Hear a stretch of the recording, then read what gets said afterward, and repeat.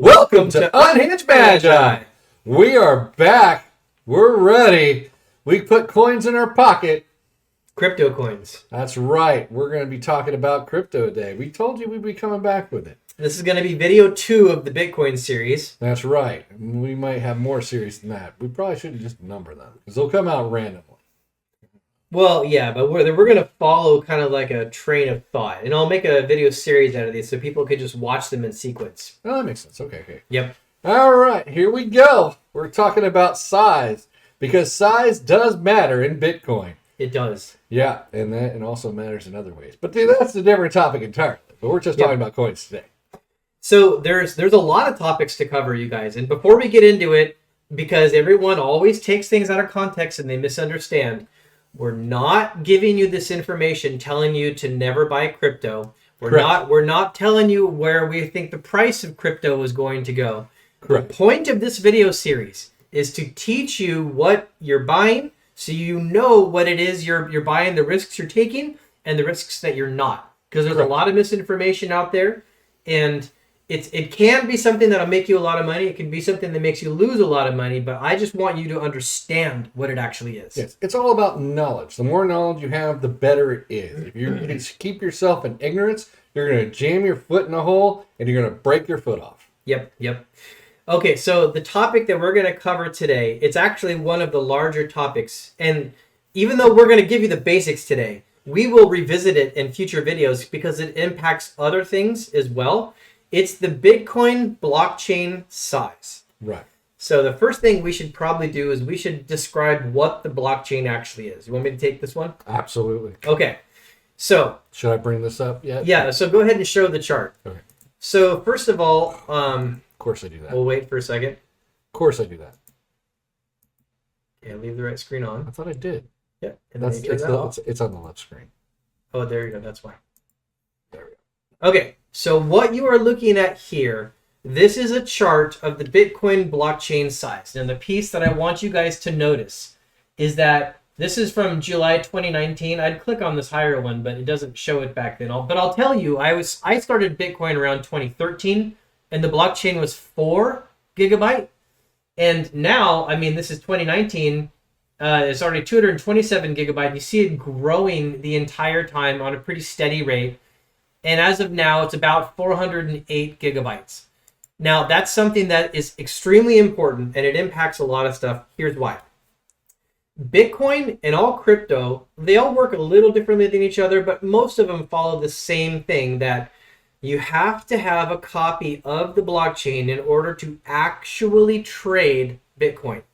Now, the idea behind cryptocurrency is that everybody has their electronic devices. And if on every electronic device you got a little Bitcoin node there, then one of the reasons why cryptocurrency is strong is because all the people with all the devices all over the place, there's millions of us. And if all of us have cryptocurrency devices, and all those devices have to agree on what we think the ledger is, which means like the record and everything, then that is the strength of crypto. Based on the number of people that have it, you basically have to hack the internet, to like... You have to hack fake everybody. out. Yeah, at the same time. Yeah. Within like a 10-minute window to fake out cryptocurrency. So that is very much the strength of crypto, is that everybody has a Bitcoin node. Correct. And the essence of it, the real core understanding, get this in your head and have it implanted firmly. In order to trade cryptocurrency, you have, say, between two people. One guy has his phone, the other guy has his phone. And if I'm going to send Bitcoin, your phones are here. Oh. If I'm going to send Bitcoin from my node over to his node, my copy of the blockchain, then I put an entry out there that says Edwin is sending from this wallet over to this one, and then the rest of the internet, like some percentage of it in a certain amount of time, has got to confirm it, and then the secure transaction goes. Right. That's how cryptocurrency actually exchanges. And that has implications of the gas and all that kind of stuff that goes along with it. So get that in your head. You have to have that copy of a blockchain. Okay, well, what is that blockchain?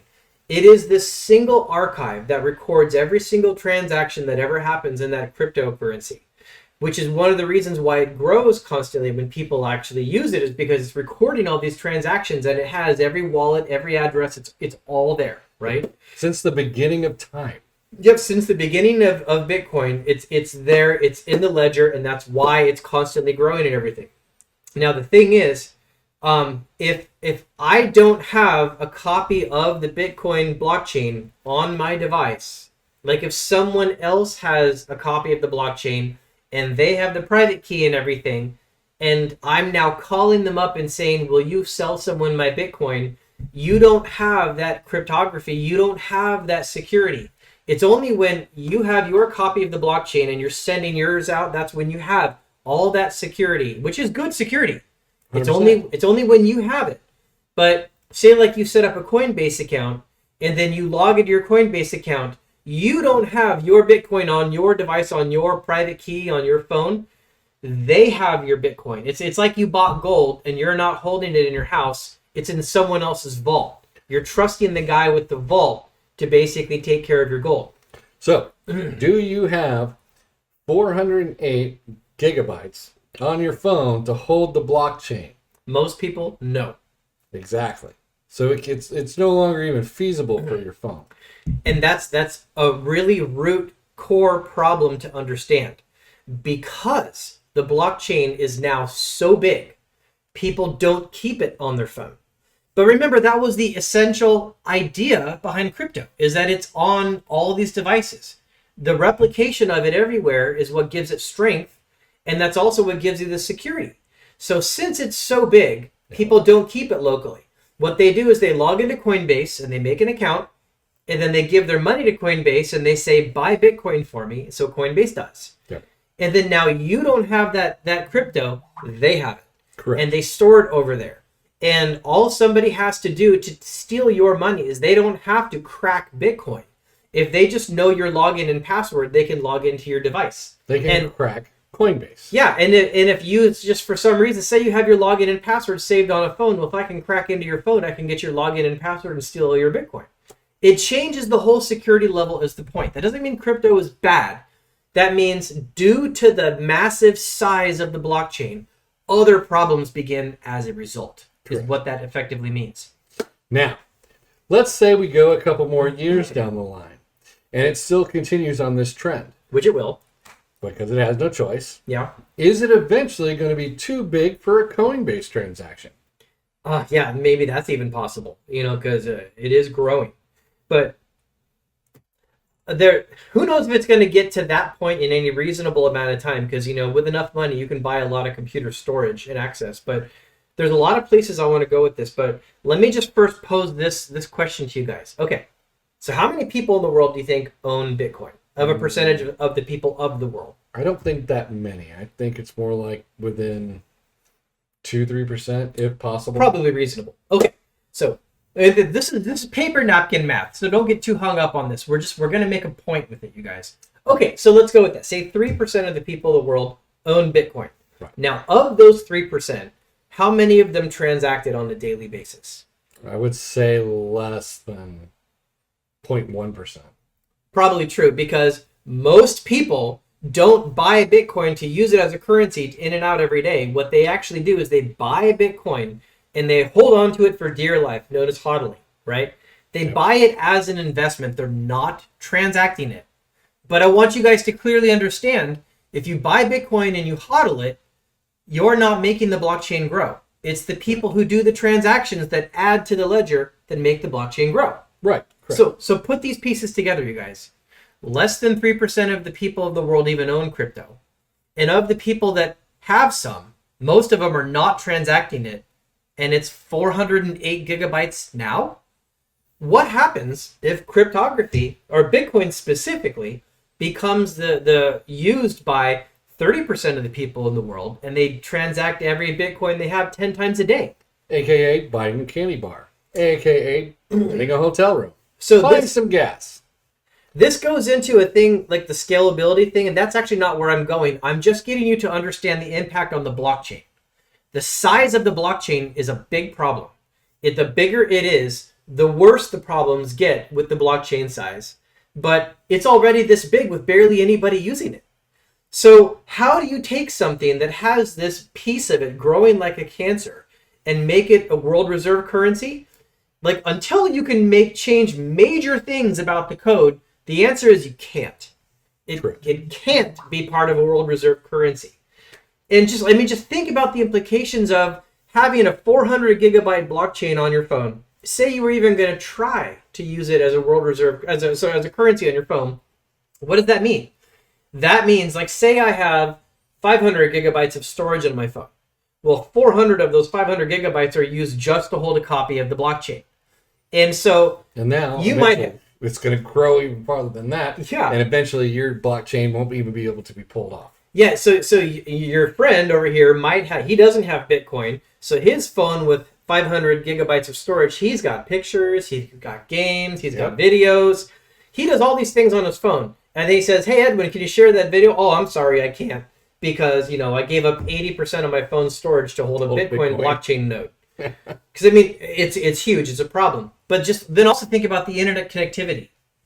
If you have a Bitcoin node, you cannot turn it on and off, like connect it to the internet or not, whenever you want to transact. No. You have to leave it on. Because if your blockchain node gets disconnected from the internet, you miss all those updates. And you cannot transact Bitcoin until your copy of the blockchain matches everything on the internet. In order to match everything on the internet, you have to be agreeing with what the transactions are on the internet, which means your phone is always connected to the internet, your battery is always draining, you're always sending and receiving data constantly, and so your 80% of your phone's usage is like gone, and your battery is always low, and your internet usage is through the roof, just so at any moment you could pull your phone out and say, I'd like to buy that slice of pizza. That's what's required in order for this current version of cryptography to work. Yep. So, go ahead. All right, so explain to them the difference. So let's say I have a Bitcoin. Yeah. And I don't want to transact all the time, and I put it on a piece of paper. Right. Obviously, I'm not making the blockchain grow on. Yeah. So how about when I transact my piece of paper, put it back out there and send it to someplace, send it to you from my chain, from the parent. So you want to know how to send your Bitcoin. I have the piece of paper, I have the private key and public key. I'm transacting with Edwin. Tell them what happens to the Bitcoin at that point. Okay, so if you want... blockchain at that point, sorry. If you want to send someone, the intended original way to send Bitcoin between people is each person downloads the wallet application, which is open source. Correct. And then they each make a wallet. And when they make a wallet, they get a private key that don't ever show to anyone. That's your private key. And when you open your wallet with your private key, it'll be like, oh, you're Dan Hood and you have this much money and stuff like that. Like it would tell you how much you have in Bitcoin. And then if you want to send some money to somebody, some Bitcoin, you plop in their public address, because there's a public and a private. You put in their public address and you say, send this person this much Bitcoin and I will add this much fee to it, because you have to pay for the transaction to actually happen. And then in my wallet, I open up my wallet and I have it's authenticated with my private key, and I will see your Bitcoin come in after 10 minutes, and then now I've got Bitcoin in my wallet. And everyone's blockchain copy everywhere in the world now is updated with that transaction. That one transaction. That one transaction. Just one. Yep, every transaction is recorded in the blockchain. Okay, so now let's picture that on a mass scale, like he was talking about. And everybody wants to talk about using it as a currency. It's not going to be possible to use it as a currency. And that's been known for a long time. Right. And people do take their phones out and they say they've transacted this and they've gone shopping there. But picture it on a large scale, it's going to collapse. Okay, so now at this point, we have to talk about layer 2 protocol. Correct. Now, I guarantee you, every Bitcoiner that's watching this video, that's sitting there ripping their hair out saying, like, but Lightning Network exists and these other things, these other solutions, and they're irritated about it. Yep. Okay, so I'll quickly address this. First of all, let's be clear about one thing. Bitcoin unto itself was intended to be the thing that's used as currency. Correct. Bitcoin has many problems. One of them is this blockchain size thing that we're telling you about right now that actually exists, and you can go verify it. One of the solutions that the free market has come up with is, let's take this Bitcoin thing that has this problem, and even though they don't acknowledge it very much publicly, let's wrap around it another layer of protocol that we'll call the Lightning Network. And the Lightning Network does, in fact, solve some of the problems because it transacts faster and it authenticates quicker. It doesn't have the growing massive blockchain issue to the same degree. It's got some solutions to the problem. But the first thing I want you guys to be clear on is the fact that Lightning Network is needed is an admission that Bitcoin has a problem. Correct. If Bitcoin didn't have a problem, you wouldn't need Lightning Network, right? So can Lightning Network solve these kinds of problems? Can other layer 2 protocols solve these kinds of problems? And the answer is both yes and no. Depending on what your usage is, it can solve it and it can also not solve it. Because the very thing that you're basing your entire value on is that Bitcoin still. That is what the Lightning Network is transacting. So Lightning just facilitates the transaction, but the transaction itself is based on Bitcoin, right? Correct. So you still got to get down to the core problem of what is Bitcoin. Can it work?